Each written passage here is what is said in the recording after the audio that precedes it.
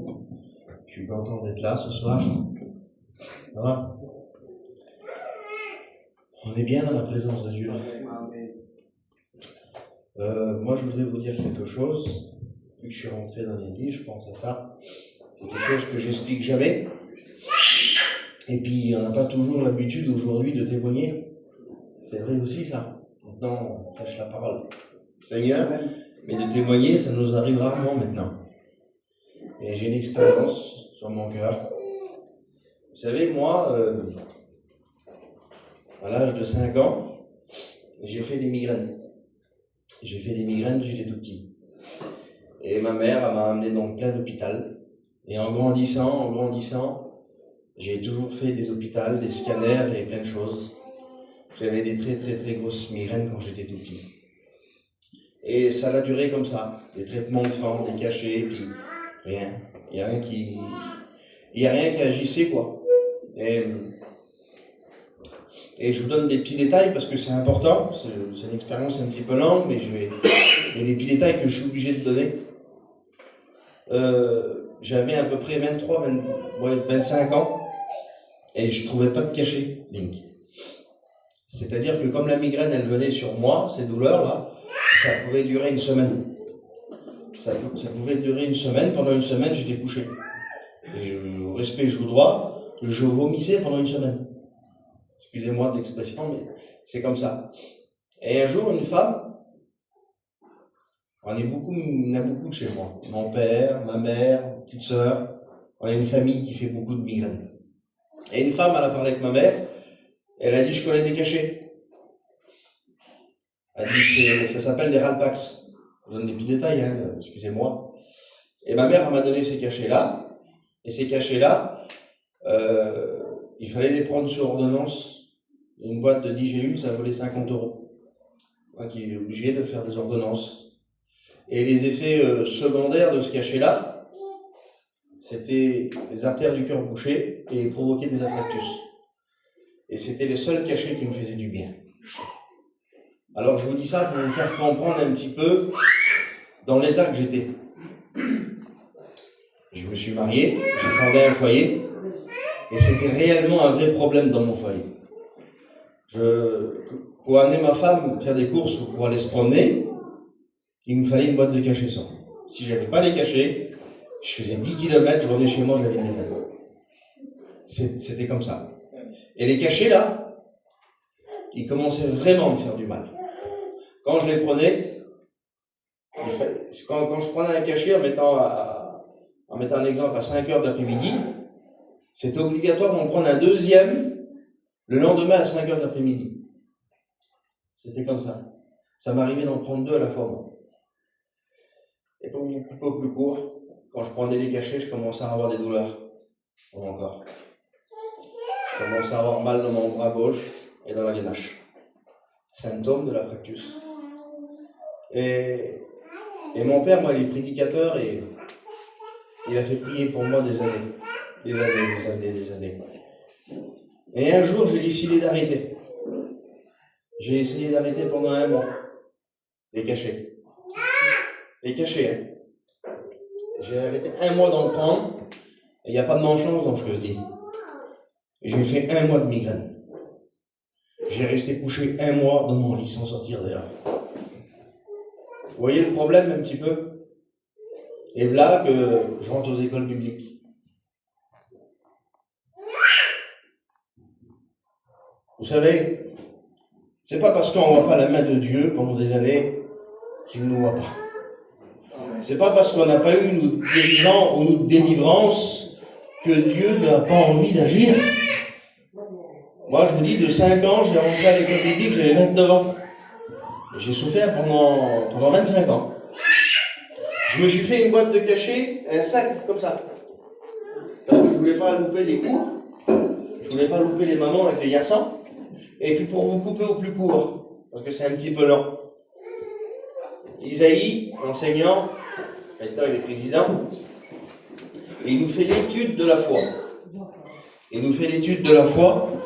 Et puis il écrit ça sur le tableau. Alors, je ne sais pas si vous l'avez eu, mes frères.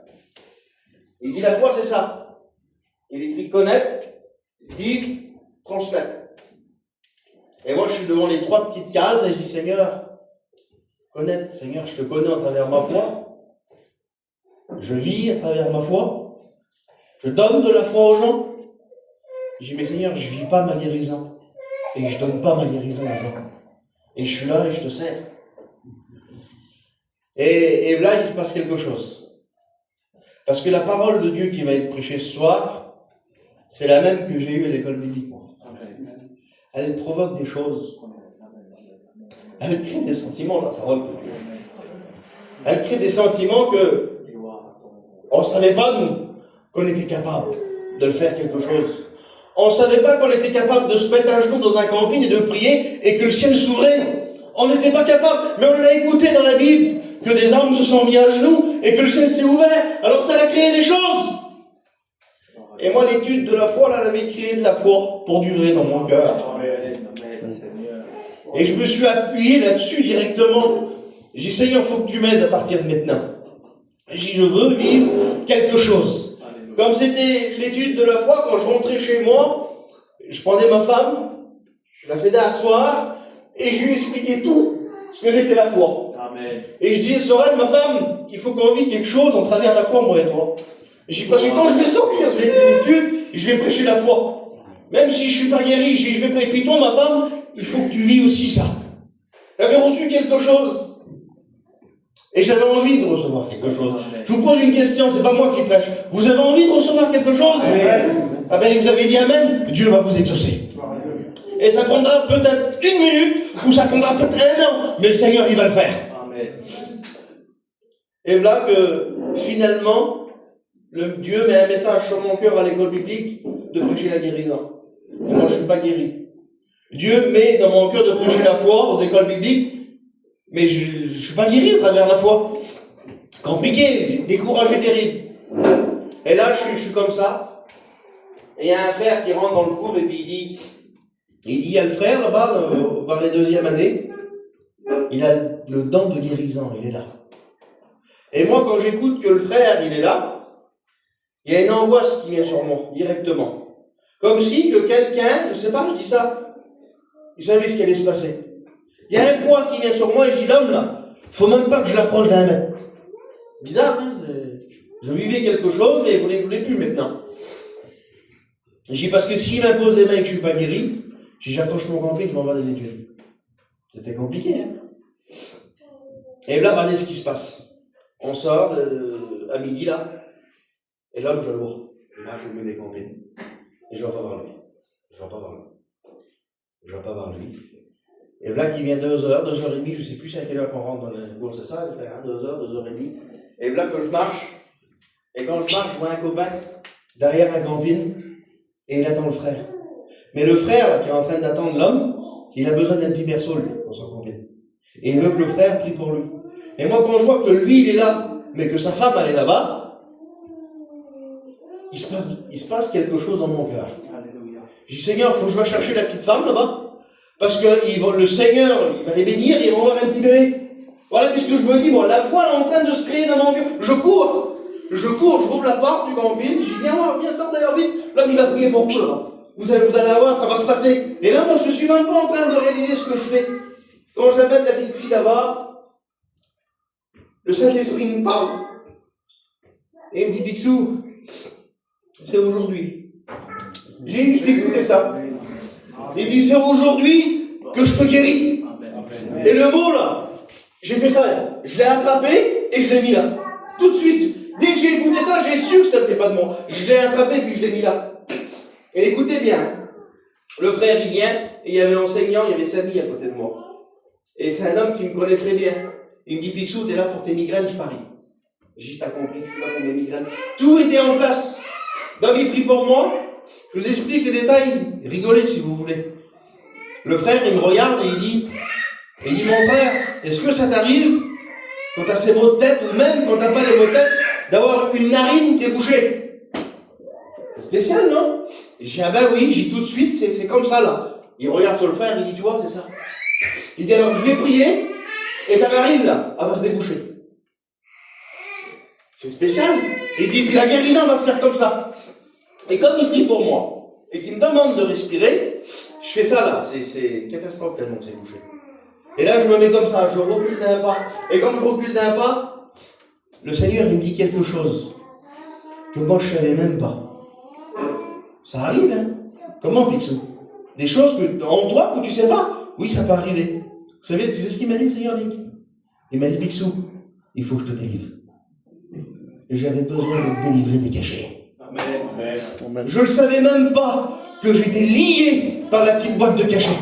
J'étais devenu dépendant de la boîte des cachets, là. C'était ça qui me dirigeait. C'était ça qui m'amenait aux commissions. C'était ça qui m'amenait me promener, les sorties, prendre la voiture. S'il n'y avait pas la boîte de cachets, c'était fini. Et là, quand je comprends que j'ai besoin d'une délivrance, je me mets devant le frère et je lève les deux mains. Et je dis, Seigneur, je te remercie parce que tu me délivres et tu me guéris. Amen. J'ai été tout de suite, délivré et guéri. Amen. Et le plus beau, quand l'homme il continue, là, j'avais parlé avec ma femme, moi. Il fallait qu'on vive quelque chose ensemble. Dieu il est capable de te bénir à toi ce soir, et quand tu rentres chez toi, de bénir ton compagnon ou ta femme. Amen.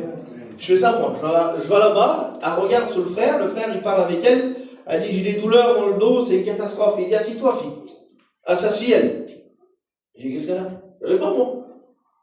Il prend ses pieds, et comme il prend ses pieds là, il y a un décalage comme ça là, de 2-3 cm, comme ça. Je ne savais pas moi. Je dis Seigneur, ce qu'elle a fait quoi là?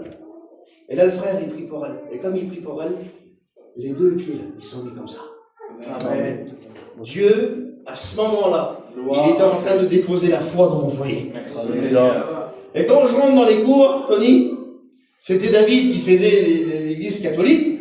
Et je prends mon petit cahier, quand je prends mon petit cahier et que je le rouvre, pour commencer dans le cours, je tombe directement sur la foi. Et là, je me retrouve devant les 3 cases. Connaître, vivre, transmettre. Maintenant, aujourd'hui, tu as été guéri, transmets. Amen. Alors ce soir, moi, je te dis ça. Tu as besoin d'une guérison, le Seigneur, il va le faire. Tu as besoin d'une délivrance, il va le faire aussi par le moyen de son serviteur. Que Dieu vous bénisse. Amen.